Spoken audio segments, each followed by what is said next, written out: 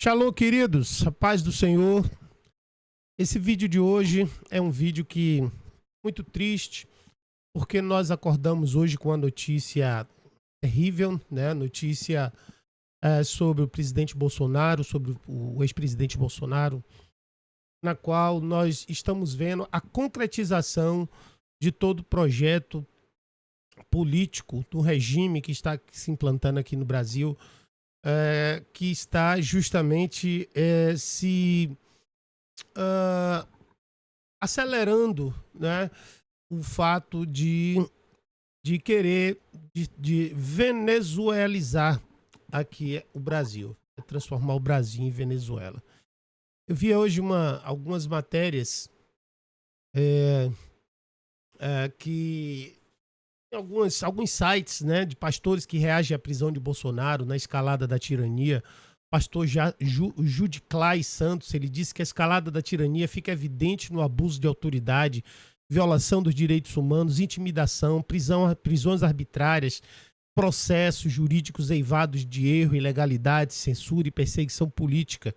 Então ele falou mais coisas aqui, mas eu queria citar principalmente essas. Não é uma Venezuela, é o Brasil que virou uma distopia onde o pai está proibido pela justiça de falar com o próprio filho, porque dentre as medidas absurdas que foram impostas ao ex-presidente Bolsonaro está de não poder usar as suas redes sociais, que é o maior, talvez o maior ativo que ele tenha hoje para poder propagar as informações e compartilhar a sua liderança, ser impedido de falar com o filho nos Estados Unidos. Quer dizer, a tirania está tão grande que chegou a entrar nas relações de família, impedindo que um pai possa se comunicar com o filho, usar a tornozeleira eletrônica, ou seja, um nível de humilhação gigantesco. Um nível de humilhação gigantesco, algo assim tremendo. Há também uma manifestação de deputados, o deputado o deputado Feliciano, né, Marcos Feliciano, e também o líder do PL, né, o Sóstenes. Eles denunciam o cerco a Bolsonaro, dizendo que o ministro Alexandre de Moraes do Supremo Tribunal Federal impôs medidas restritivas ao ex-presidente, que são, eles chamaram de perseguição política e de censura institucionalizada. Sabe, o grande problema hoje, e eu me preocupo muito com esse comentário que eu vou fazer, e eu tenho até um certo temor de fazer esse comentário. Por quê? Porque esse comentário ele pode gerar um problema para mim, mas eu vou fazer mesmo assim. Certo? Tem um vídeo que eu gravei a semana passada, pensei 2 vezes antes de subir e não subi, mas esse eu vou subir. Esse eu vou colocar no ar. Por quê? Porque a minha opinião sobre isso, certo? É de que nós cristãos estamos permitindo que essa tirania escale. E se nós não fizermos alguma coisa agora, se nós, pastores, líderes, irmãos em Cristo, pessoas com consciência, não fizerem alguma coisa agora, queridos, dificilmente nós vamos sair das mãos desses tiranos que estão aí, porque foi assim que começou lá na Venezuela, né? Foi assim que começou lá na Venezuela, de uma forma bem mansa, bem tranquila, e chegou até o estado que nós vimos na última eleição, a última eleição flagrantemente ilegal, e nós simplesmente poderemos passar pela experiência de eleições ilegais serem realizadas aqui no Brasil e a gente nunca mais poder tirar esse grupo maligno do poder. Então é algo que a gente precisa de fato estar de olho.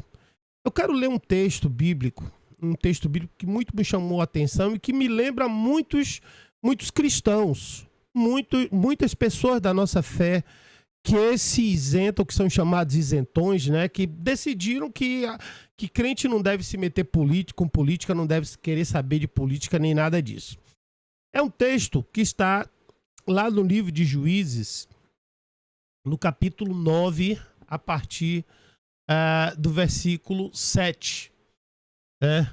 que diz assim, deixa eu aumentar um pouquinho a letra e eu vou também compartilhar com vocês, espera aí.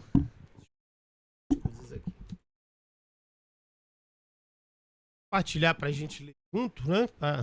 Para não ter erro, deixa eu só abrir aqui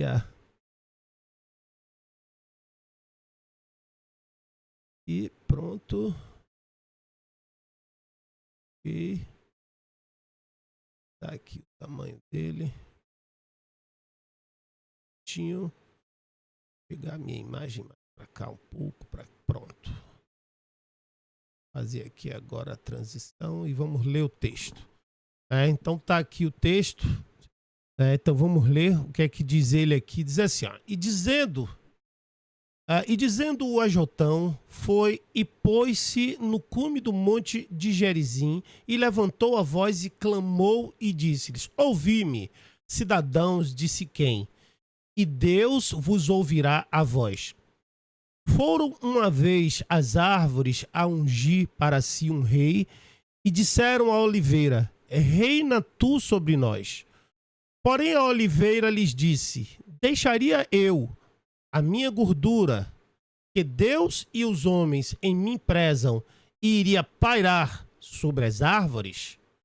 Então disseram as árvores à figueira, vem tu e reina sobre nós. Porém a figueira lhes disse, deixarei eu a minha doçura e o meu bom fruto, e irei pairar sobre as árvores? Então disse as árvores à videira, vem tu e reina sobre nós. Porém a videira lhes disse, deixarei eu o meu mosto, que alegra a Deus e aos homens, e iria pairar sobre as árvores? Então todas as árvores disseram ao espinheiro, vem tu e reina sobre nós. E disse o espinheiro às árvores, se na verdade me ungis por rei sobre vós, vinde e confiai-vos debaixo da minha sombra. Mas, se não, saia fogo do espinheiro que consuma os cedros do Líbano. Observe esse texto, que ele tem um valor muito rico de ensino para cada um de nós, para esse tempo. Por que que eu falo? Por que que eu cito isso? Porque nós, apesar do contexto, está falando de convidar, de estar convidando, né, árvores para estar governando, e essas árvores estarem se isentando, se afastando, se negando a participar da política da floresta. É esse o grande ponto para mim que eu acho que a gente deve se atentar. Não estou aqui recomendando que ninguém queira assumir, afinal de contas nós temos hoje bons nomes para concorrer à presidência, a deputados, a tudo isso. Mas quando o cristão ele se isenta de participar do processo político, ele age como qualquer uma árvore daquela. E aí permite o quê? Permite que pessoas sem escrúpulo e com ideais próprios, que aqui claramente o espinheiro disse, se na verdade me ungis rei sobre vós, vinde e confiai-vos debaixo da minha sombra. Mas se não saia fogo do espinheiro que consuma os cedros do Líbano, ali ele já estava revelando o caráter dele. Nós, irmãos, já sabíamos qual era o caráter das pessoas que estão no governo do Brasil. Foram pessoas que tiveram aí condenações em várias instâncias por diversos crimes. E nós sabemos que eles não foram absolvidos, eles foram descondenados. E nós sabemos também, queridos irmãos, que essas pessoas, elas deixaram dentro do meio de alguns, né, sei lá, um legado emocional que impediu que as pessoas enxergassem a verdade, mesmo a verdade sendo explícita, sendo clara, sendo evidente. Daí todo um sistema contrário a quem estava no poder na época do presidente Bolsonaro. Será que não é capaz, nós não somos capazes de enxergar isso? Lembrado que está em 1 João capítulo 5, versículo 19, que diz que o mundo jaz no maligno, que o sistema jaz no maligno. Então nós não podemos mais ficar isentos a essas coisas, deixar que essas coisas passem despercebidas. É um momento da gente se levantar, da gente orar, da gente estar colocando para fora a nossa indignação, né? E também a nossa fé. Tá chegando as eleições aí. Eu me entristeço muito nessa época de eleição, porque eu vejo muitos pastores se rendendo a pequenos favores terríveis, um dinheirinho aqui, um bloquinho ali para a construção de uma igreja, um favorzinho acolá, um presentinho ali. Amados, isso não vale o tempo de sofrimento que a gente passa depois. Por favor, acordemos, oremos pela nossa nação. Você tem direito de não gostar das pessoas da direita, você tem direito de ser o que você quiser, inclusive esquerdista, como certa vez em um determinado grupo que eu participo, um pastor disse que existem pastores de direita e existem pastores de esquerda. Eu acredito que quem está na esquerda não tem nada a ver com o evangelho, porque a esquerda, a ideologia esquerdista é uma ideologia anticristã. Marx, Lenin, todos eles qualificam a fé cristã, a religião propriamente dita, como um mal para a implantação do comunismo, que é a bandeira esquerdista. Isso sem falar que é a esquerda que apoia todos os movimentos que são contrários à família, que são contrários aos princípios morais, que apoiam causas que são contrários a tudo aquilo que a gente acredita. Portanto, queridos, que nós venhamos a refletir nesse dia tão triste de hoje, em que nós possamos, de fato, pensar e orar. Se você não faz parte do nosso canal ainda, eu quero te convidar a se inscrever no nosso canal. Procura aí embaixo o link de inscrição. Normalmente eu não falo isso no início, tem gente que sai antes da hora, mas se você ficou até aqui agora, se inscreve, é porque você coaduna com o meu tema, com o que eu tenho falado. E compartilhe também esse vídeo com outras pessoas para que haja uma abertura de visão, um crescimento de consciência para as pessoas e elas serem dessa forma assim, terem a luz retornando para as suas vidas. Eu quero também convidar você, se você deseja fazer um curso de teologia, né? Fazer um curso de teologia, um seminário teológico online. Eu sou professor de seminário, sou doutor em teologia e você pode fazer parte do meu seminário.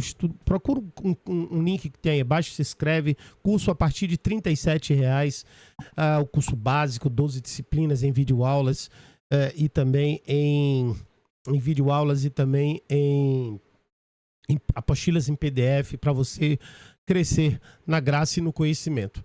Tá bom? Então até o próximo vídeo e que Deus abençoe a sua vida.